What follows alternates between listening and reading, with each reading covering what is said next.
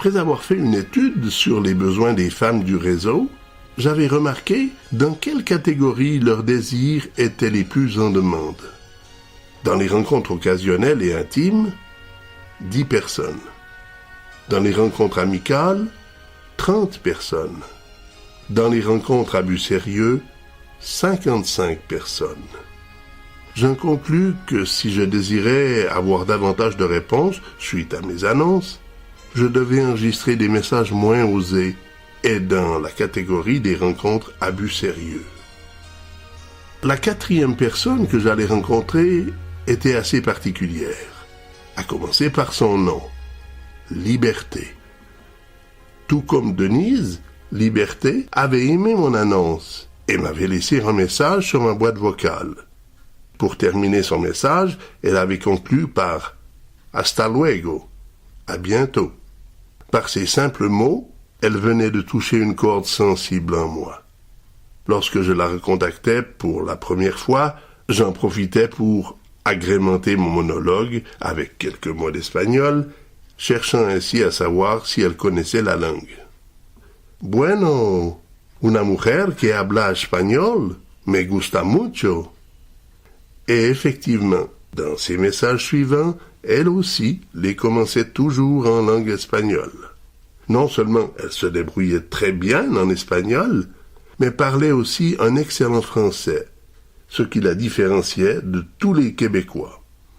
Elle semblait être issue d'une autre société que celle de Monsieur et Madame Tout-le-Monde. Elle m'apprit par la suite qu'elle était effectivement enseignante et qu'elle avait aussi beaucoup voyagé. Lassé de n'entretenir que des monologues sur nos boîtes vocales, je décidai un jour de lui donner mon numéro de téléphone afin que nous puissions parler le temps qu'il nous plaise. Madame Bertrand, je suis un jeune veuf de 54 ans, catholique et bon pratiquant. Dans mon tourment, je cherche une maman pour mes enfants. Claude et Armand, âgés d'11 et 12 ans. Madame Bertrand, je suis une brunette de 45 ans. Un peu grassette, j'adore les enfants. J'aimerais bien connaître un veuf ou un célibataire, distingué avec des bonnes manières. Madame Bertrand, main dans la main, nous marcherons longtemps. Madame Bertrand, Mars, avril, mai, nous saurons nous aimer. Madame Bertrand, juin, juillet, août, nous irons tout partout. Madame Bertrand, le reste de l'année, nous resterons couchés. Madame Bertrand, je suis parfait bilingue, j'aime le bowling, les bons programmes, la danse et le cinéma. J'ai un bon salaire, j'ai des économies ainsi qu'une auto claire. Aventurière, prière de s'abstenir. Madame Bertrand, je suis moi-même une très bonne ménagère. J'ai travaillé 20 ans dans un presbytère. J'aime la nature, le beau chant, le bingo et la lecture. Et je raffole des balades en auto. Madame Bertrand, main dans la main, nous marcherons longtemps. Mars, avril, mai, nous saurons nous aimer. Juin, juillet, août, nous irons tout partout. Le reste de l'année, nous resterons couchés. Madame Bertrand, humblement, je me considère honnête, propre, fidèle, compréhensif, sobre, affectueux, sentimental, délicat, respectueux, sincère, travailleur, avenant, polygalant. Je ne suis pas grand, mais il y en a dedans. Madame Bertrand, je n'ai pas beaucoup d'amis pour me tenir compagnie. Toute ma famille reste aux États-Unis. Je suis gay, j'ai la santé, je suis bien conservée. Une photo serait appréciée. Madame Bertrand, nous regarderons la TV. Madame Bertrand,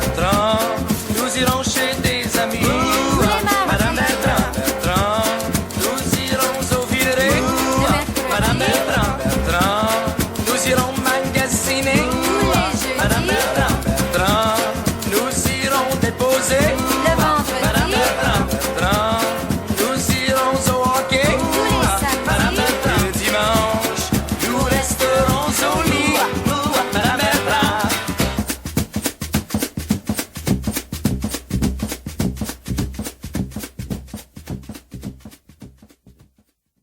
Un matin, alors que j'arrivais du travail et entrais dans ma suite, au sous-sol, Francine ouvra la porte du haut des escaliers et d'un ton ferme et autoritaire, elle m'annonça la bonne nouvelle.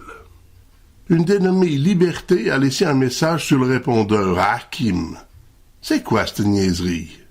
Oh, rien, c'est une connaissance, tu peux effacer le message. Et Hakim, c'est quoi ça? Ah, ça c'est mon nom. Comme elle veut s'appeler Liberté, il fallait que moi aussi, je trouve un nom original. Tu vas pas commencer à donner notre numéro de téléphone à tout le monde? Ah ben non, je veux seulement donner mon numéro. C'était une autre façon de lui faire comprendre que, si je dormais dans le sous-sol, et que la salle d'attente était à la fois ma cuisine et mon salon, je participais tout de même à payer les frais de la maison, et ceux du téléphone également. Cette situation devenait déplaisante pour Francine. Être dans la même maison, mais vivre en étranger, c'était effectivement loin d'être plaisant, autant pour elle que pour moi. Seule Karine préférait cette situation à un départ. Lorsque j'arrivais à la maison et qu'elle jouait avec son amie Stéphanie, c'était elle qui ouvrait la porte des escaliers et venait se jeter dans mes bras. C'était mon rayon de soleil dans la maison. Lorsque je n'avais rien à faire autour de la maison et que j'avais du temps disponible, j'appelais Liberté, et nos conversations pouvaient ainsi durer 1 heure à 1 heure et demie. Un jour, nous décidâmes enfin de nous rencontrer. Pour cette première rencontre, elle eut une idée assez originale. Chez l'une de ses amies avait lieu une surprise partie. Plus de 10 personnes étaient là et occupaient les différentes pièces de la maison. À mon arrivée, Liberté se trouvait en compagnie de la propriétaire des lieux. Elle aussi était charmante et semblait très à l'aise avec les hommes. Sans me tromper, j'ai l'impression que l'alcool était l'une des raisons de son sans-gêne. Quelques jours plus tard, je compris que Liberté, qui avait beaucoup d'amitié pour cette personne, veillait sur elle un peu comme une mère. En effet, sous l'emprise du jeu, cette personne était très vulnérable et n'avait plus aucun contrôle de ses actes. Lors de notre seconde rencontre, Liberté me demanda de la rejoindre chez son fils. Décidément, j'avais de plus en plus de difficultés à comprendre son jeu et où elle voulait en venir. Lorsqu'arrivée chez son fils, elle me proposa d'aller marcher dans le parc avoisinant. La logique reprenait enfin sa place. Plus encore, elle allait enfin démontrer qu'elle était femme et qu'elle avait des atouts pour capter mes intérêts. J'irais même jusqu'à dire qu'elle démontrait tant de sensualité qu'à un certain moment, nous passâmes à un cheveu de commettre l'irraisonnable dans un parc public. Si elle m'avait séduit par sa conversation et son éducation, elle poussait mes sens ainsi que ma patience au maximum de leur résistance. Voulait-elle jouer avec mes sens, sans rien me donner en retour? Le dimanche suivant, elle me demandait de passer la chercher à Elmer, dans la pension où elle logeait. À partir de là, nous nous rendîmes à la plage de la Marina d'Elmer pour y prendre un bain de soleil. Là encore, elle usa de tous ses atouts féminins et, par certains gestes, me fit comprendre qu'elle serait prête à partager de tendres moments. Alors, pour concrétiser ses avances plus qu'évidentes, je lui proposai de regagner sa pension. Mais arrivée devant son immeuble, elle m'informa de ne pas avoir le droit de recevoir de visite dans sa chambre. Afin de ne pas me laisser sur une mauvaise impression, elle tenta de m'encourager en me disant que cette occasion ne saurait tarder. Mais pour ma part, ma décision était prise. Je savais en la quittant que je ne la reverrais plus. Le soir même, dans mon poste de garde, je composai mon ultime message à son égard. Avec des mots bien choisis et dans un vocabulaire ferme et déterminé, je lui fis part de ma déception quant à son refus de se donner à moi, ne serait-ce que pour quelques instants. Et plus encore, après avoir usé de ses charmes à mon endroit. Et après avoir entendu mon message, elle tenta de me faire revenir sur ma décision en blessant mon orgueil et en provoquant une réaction de ma part. Mais, fidèle à moi-même, rien ne pouvait plus me faire changer d'idée. Elle avait joué avec moi et elle avait perdu. Dans le courant du mois d'août, alors que j'étais entré dans une salle de conférence pour participer à un dialogue, j'allais faire la connaissance de Diane, une franco-ontarienne qui vivait du côté de Rockland, en banlieue d'Ottawa. Diane était réflexologue, mais travaillait dans un hôpital gériatrique en tant que garde-malade. Dès notre première conversation, sa façon de s'exprimer laissait paraître qu'elle savait et voulait savourer les plaisirs de la vie au maximum. Lorsqu'elle sut que j'étais massothérapeute, elle m'offrit de faire un échange de services. Comme j'étais resté sur ma faim avec liberté, je n'allais pas me faire prier pour repartir à l'aventure. Lors d'un après-midi où la chaleur favorisait la production hormonale, elle arrivait au 165 de Pélissier. Toujours fidèle à mon éthique professionnelle, je pratiquais sur elle un massage suisse dans les règles de l'art. J'avoue cependant que les marges et les limites de la décence étaient exceptionnellement rétrécies ce jour-là, relativement à mes autres clientes. Et lorsque j'eus terminé mon massage, pour la première fois et sans doute aussi pour la dernière fois de ma carrière, j'allais réaliser le fantasme qu'en toute honnêteté, chaque massothérapeute masculin avait rêvé de réaliser un jour.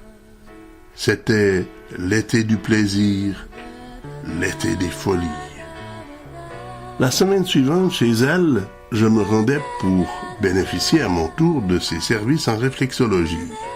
Ce jour-là, prenant la route pour Rockland, je rêvais déjà aux agréables moments que j'allais sans doute revivre avec Diane. Mais le hasard n'allait pas être en ma faveur. Comme il pleuvait, le chum de Diane ne pouvait travailler chez son employeur et se trouvait présent. Que représentait son chum pour elle? Je n'en avais pas la moindre idée. Assurément que les sentiments qui les unissaient ne devaient pas être ceux de Roméo et Juliette. Mais hélas, même si Cupidon n'était pas vraiment de la partie entre eux, pour moi ce jour-là, je devais marquer dommage.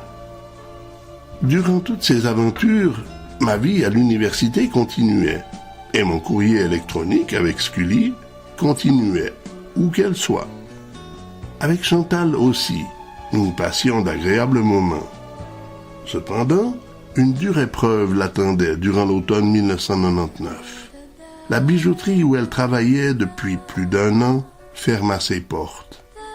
Comme elle se trouvait seule et sans emploi, elle s'inspira de mon exemple et décida de s'engager comme agent de sécurité au service des commissionnaires. Cette compagnie de sécurité, dont le siège se trouvait à Ottawa, était majoritairement constituée d'anciens fonctionnaires de l'État ou de militaires retraités, désirant une nouvelle source de revenus. Chantal, en tant que parfait bilingue, n'eut donc aucune difficulté à être engagée. Si dans ma vie j'ai plutôt été comblé dans le domaine de la malchance, je sais aujourd'hui que je n'étais pas le seul dans ce cas. Trompée par son mari, puis mise à la porte de sa propre maison, elle avait ensuite perdu l'amour de ses enfants. Démoralisée et cherchant quelqu'un pour lui redonner espoir, elle avait consulté un voyant africain qui, prétextant qu'il était devenu son ami, lui avait emprunté une somme importante d'argent. Peu de temps après, il disparut de la région avec toutes les économies de Chantal. Mais même si son revenu était très modeste, Chantal avait tout de même décidé d'apprendre à masser et avait demandé son admission à l'école tertiaire. En entente avec la directrice, Elle payait son cours selon ses revenus, et non par gros versements. Lorsqu'elle arriva en fin de formation et qu'il ne lui restait plus que quelques semaines avant ses examens, l'école lui demanda soudain beaucoup plus qu'elle n'était capable de donner, allant ainsi à l'encontre de leur entente initiale. Incapable de fournir la somme à tertielle, elle n'obtint jamais son diplôme et perdit tous les montants qu'elle leur avait donnés sans même avoir la chance de terminer sa formation avec le groupe suivant. En ce qui me concerne, je me sentais un peu mal à l'aise qu'elle se soit ainsi éprise de moi. J'étais un homme de plus qui avait profité d'elle. Oui, j'avais fait mon possible pour qu'une telle chose n'arrive pas. Mais le cœur a ses raisons, que la raison ignore. Alors, pour tenter de contrer une injustice dont elle avait été victime, je m'engageai à compléter sa formation en massothérapie et lui donner les diplômes de l'école suisse professionnelle de thérapie alternative. Et cela, bien entendu, sans aucun frais pour elle. Il nous suffisait simplement de trouver un ou une autre élève pour qu'elle puisse pratiquer.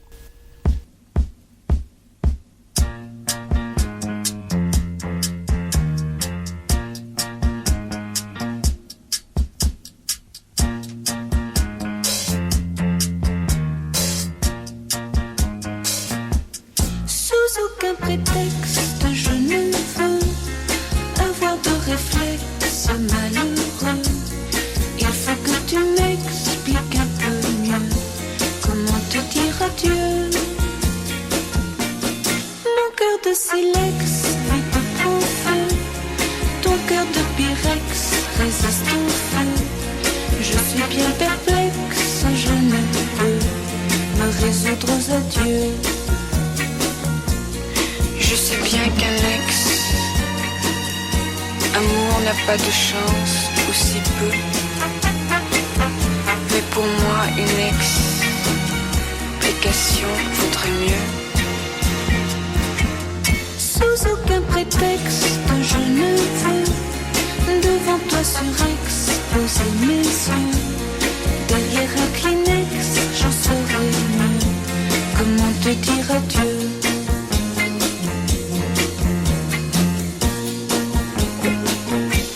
Comment te dire adieu?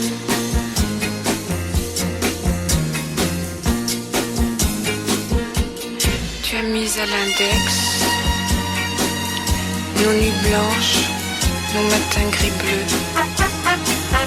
Mais pour moi, une explication vaudrait mieux. Sous aucun prétexte, je ne veux devant toi surex poser mes yeux. Derrière un Kleenex,